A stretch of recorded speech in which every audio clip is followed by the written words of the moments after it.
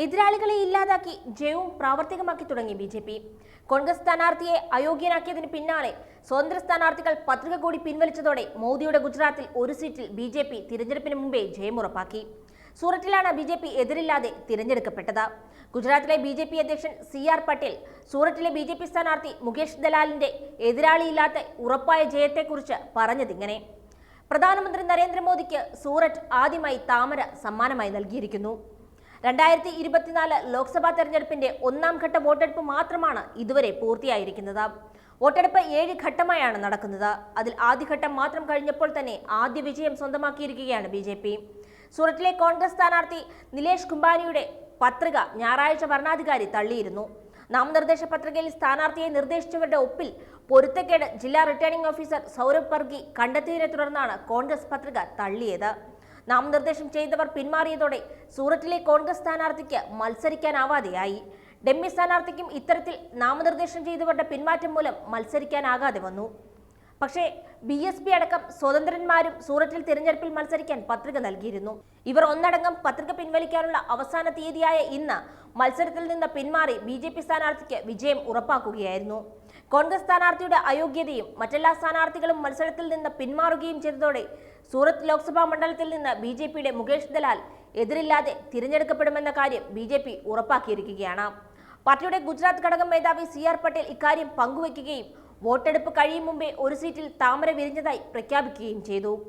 8 സ്ഥാനാർത്ഥികളാണ് നാമനിർദ്ദേശ പത്രിക പിൻവലിക്കാനുള്ള അവസാന ദിവസം മത്സരം വേണ്ടെന്ന് വെച്ചത്.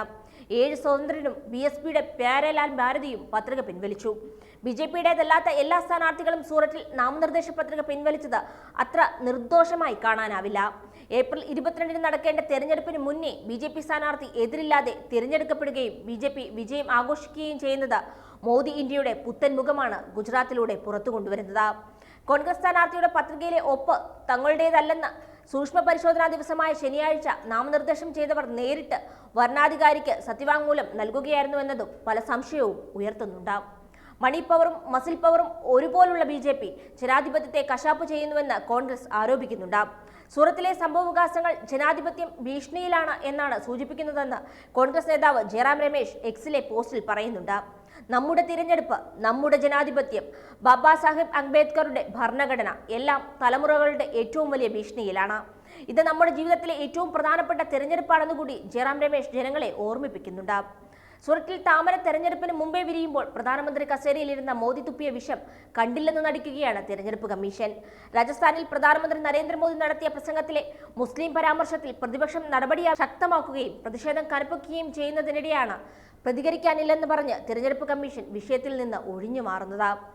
മോദി സമുദായത്തെ അപമാനിച്ചു എന്ന് പറഞ്ഞ് രാഹുൽ ഗാന്ധിയെ അയോഗ്യനാക്കുകയും പാർലമെന്റിൽ കയറ്റാതിരിക്കുകയും ചെയ്തവരാണ് പച്ചയ്ക്ക് മുസ്ലിം വിരുദ്ധത പറഞ്ഞിട്ടും മോദിക്കെതിരെ വിരലനക്കാത്തത്. 2 തരം നീതി ഇന്ത്യ കാണാൻ തുടങ്ങിയിട്ട് 10 കൊല്ലത്തോളമായി.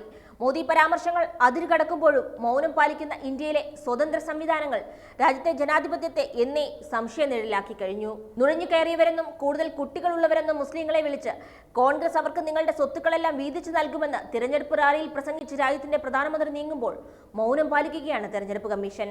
അപ്പുറത്ത് സ്ഥാനാർത്ഥികളെല്ലാം അവസാന നിമിഷം പിൻവാങ്ങി എതിരില്ലാതെ ജയിക്കാനുള്ള പാറ്റേൺ കൂടി നിർമ്മിച്ചെടുക്കുകയാണ് ബി.ജെ.പി. വാർത്തകൾ വേഗത്തിലറിയാൻ ഞങ്ങളുടെ യൂട്യൂബ് ചാനൽ സബ്സ്ക്രൈബ് ചെയ്യൂ.